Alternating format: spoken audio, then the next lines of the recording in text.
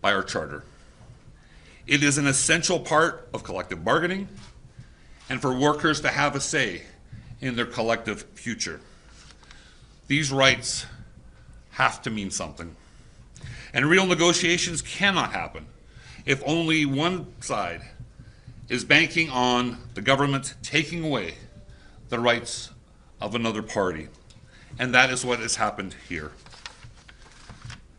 We are here because of Air Canada, a company that clocked $3.5 billion in profit in the past few years, and a company that thinks simply paying workers for their time on the job is too much to ask.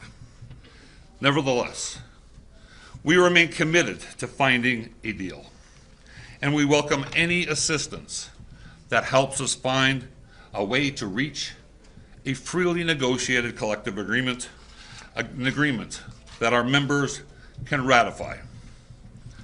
We will not resolve this by taking away the rights of workers who are already struggling to make ends meet. Thank you, and we have time for some questions. The CBC, just wanted to know, your workers have now, and your union has instructed them to defy two back-to-work orders, the one that expired yesterday at 2 and the subsequent one that expired today at noon. What's the roadmap forward here if Air Canada refuses to come back to the table? Would you just continue to defy these orders? What are you willing to do? Be fined, go to jail? What's the roadmap here? We will not turn our back on these workers. We will not turn our back on these members. We're going to continue to support those flight attendants that are walking the picket lines here at Pearson and across the country. We will do whatever it takes to get them a collective agreement that they can vote on. When it comes to follow-up, just to Wesley, is that okay? Sure. Wesley, on the call last night with members, obviously there was a tremendous amount of anxiety about people losing their jobs. Are you worried about people's stomach to stay on the picket line and not cross back over for fear of losing their job? Not at all. Our members have remained strong and will continue to remain strong and have reached out saying that they're fully supportive of this and this needs to happen. They're no longer willing to accept the norm. Mark, the Labour Relations, the CIRB has declared that this is a lawful strike. The strike is over, they're saying. Do you know that people will go to jail potentially and your union will face hundreds of thousands or millions of dollars in fines? What's the limit that you're prepared to exert here to try to make your point? There's no limit. We're going to stay strong. We're going to stay committed to making sure that those workers can do the job that they love doing and actually be able to afford a roof over their heads, to afford caring for their families. And if it means folks like me going to jail, then so be it. If it means our union being fined, then so be it. We're looking for a solution here. Our members want a solution here, but that solution has to be found at a bargaining table. There has been a relative amount of goodwill from the public supporting you guys. Yeah. But as the strike goes on, that may change, especially since you've tried these two kind of back-to-work orders. What is your message to the public?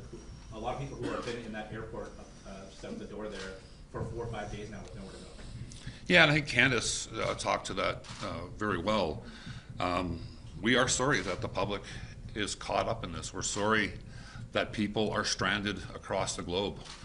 That was not something that we wanted to be an impact. I was telling some folks yesterday, I'm staying here at this hotel and went outside my room to come down, and there was a family sitting on one of those round couches they have in the hallways. They had their suitcases and they looked distressed.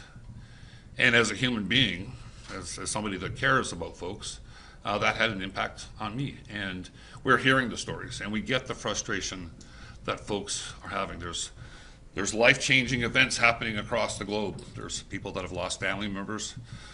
There's medical appointments. There's vacation, and people need to be able to enjoy some time in the summer with their families. And we are, as Candace said, and as we've all said, we are sorry that they are being caught up in this. When it comes to the negotiations, when was the last time there's been contact? Have you reached out to Air Canada to say, hey, well, this is all going on, can we just get back to the table? I'm not sure when the last contact was made, but we have made it very clear that we're all still here at this hotel, and while we enjoy room service, We're not here for a holiday. We're not here for a vacation. We're here to do the work. We're here to negotiate a collective agreement. The employer is not here.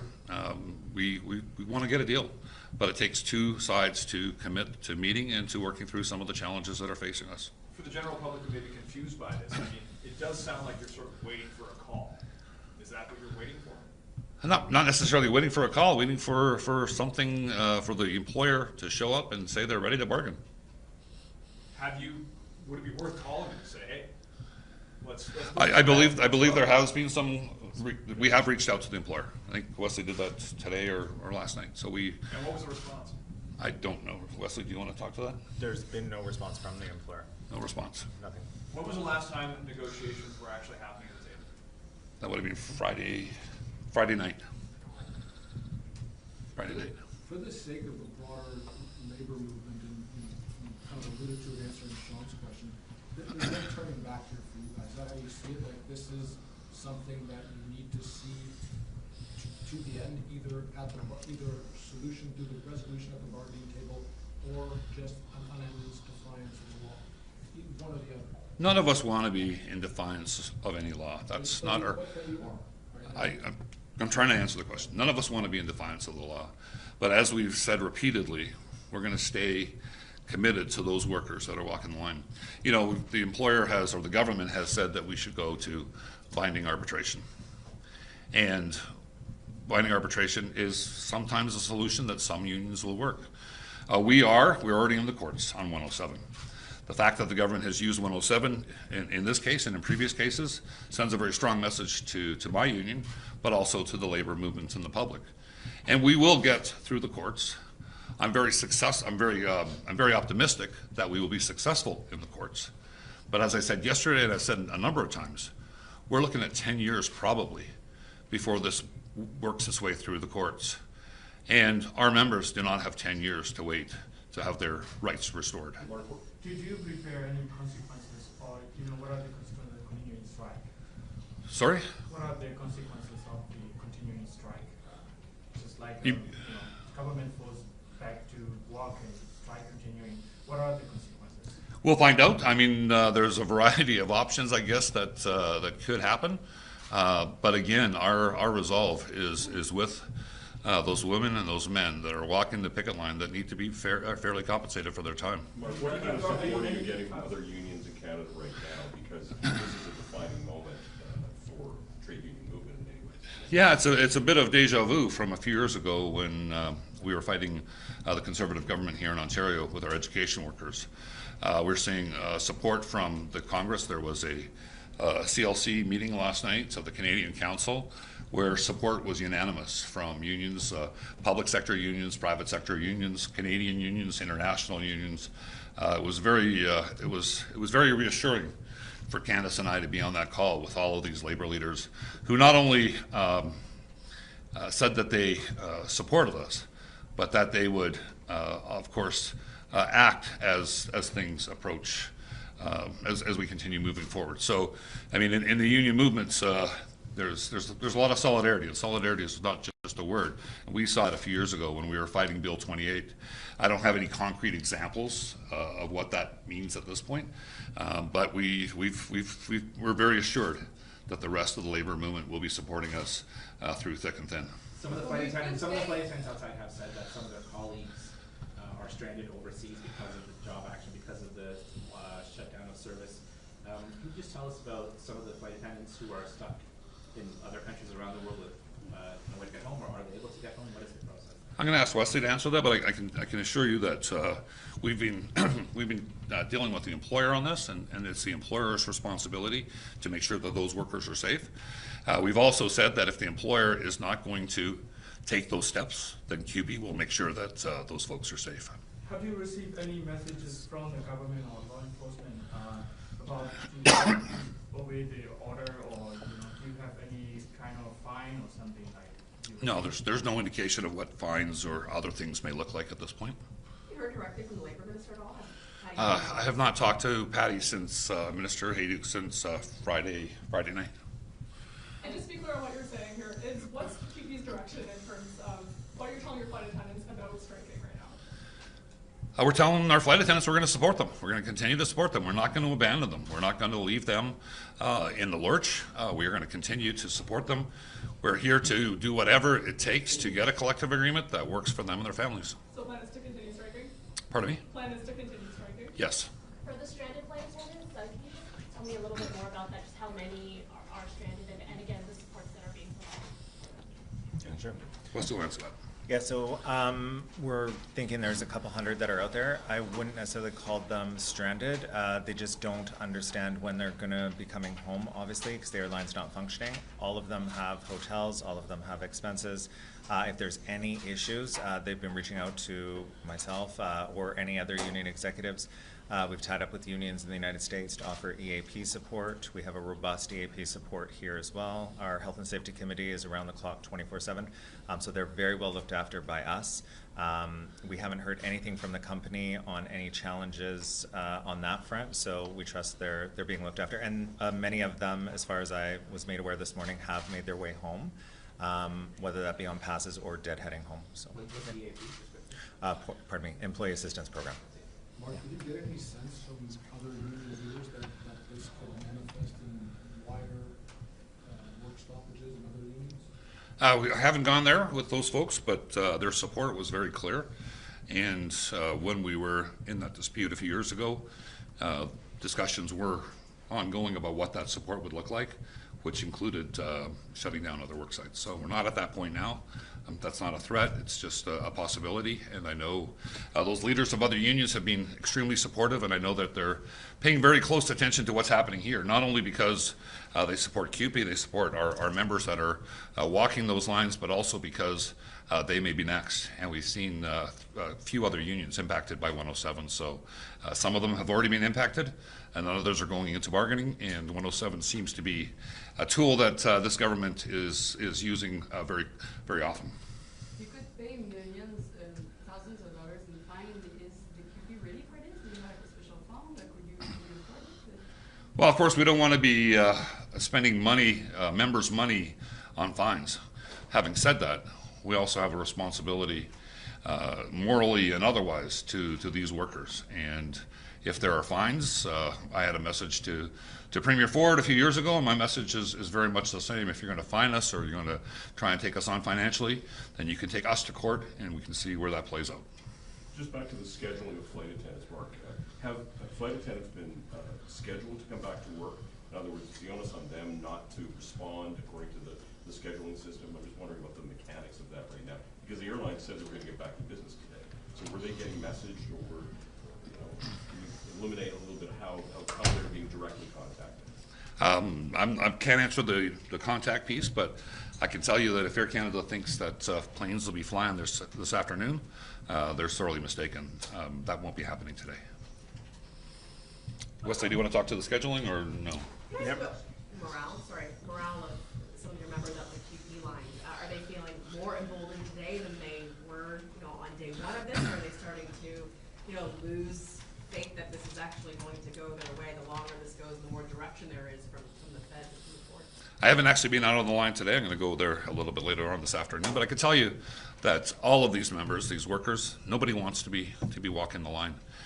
There is some fear that something may happen to them as individuals.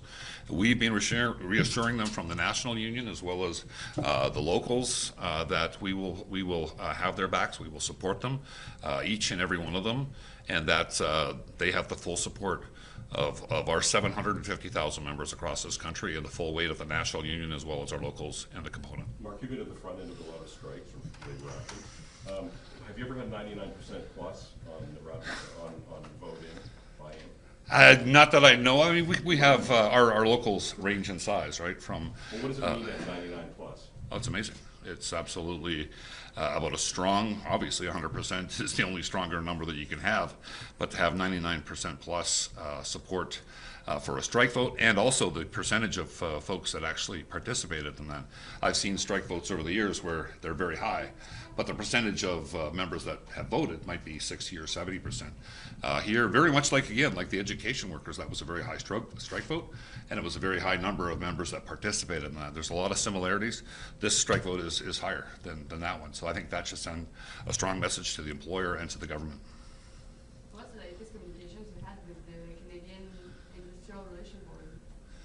There was a hearing last night, so that was the latest. And there was an order delivered this morning.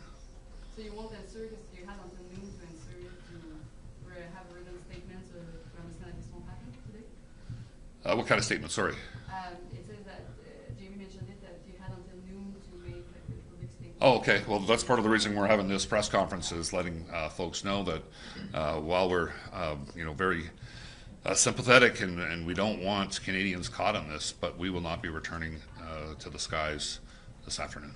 On that note, I mean, obviously public opinion is so delicate on this. It is. Air Canada flies a vast majority of the flights domestically, internationally out of this country. How closely are you monitoring public opinion that could quickly shift against you if this drags on days? Yeah. No, I mean, obviously, we're paying attention to what's happening in the world, including, how folks are feeling. We don't let polls dictate the actions of a union in any way, shape, or form, but we are paying attention, and as Candace noted, regardless of the polling, we are very, we're very sorry for the impact on Canadian people, and that's unfortunate that they're caught up in this. And it's not going to change our resoluteness. It's not going to change what we're doing as a union, but we do pay attention to it. Is it possible your view is going to change at all today? In other words, Solidarity, the bargaining committee, and the whole executive, are you all in on this, or could that change today? Hell yeah, we're all in on this. Like I said a number of times, we're here for those workers, and like you've heard, I fly a lot. I'm the national president, and Candace and others fly a lot. We get to spend a lot of time in the air and on the ground with these folks, and we're there for sometimes delayed an hour or two or three, and that's inconvenient for me and the public. But for those workers, for those flight attendants, they're working those 3 hours, those 4 hours, and not getting paid a dime, and that's just unforgivable.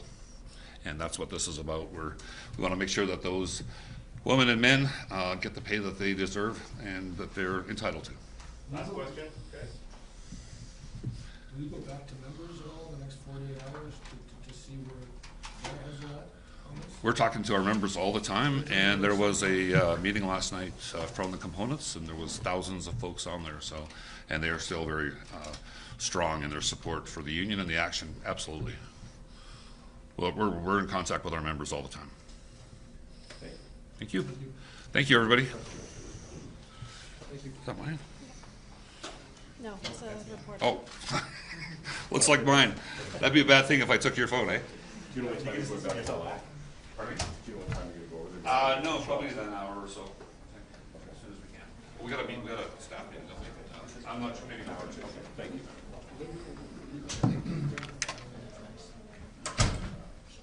Strike pay, I thought about it, we haven't done it, but I don't know if we talked about that.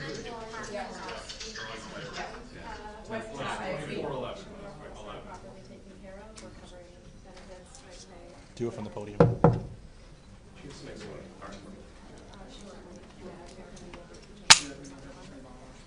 Thanks, guys. Thank you.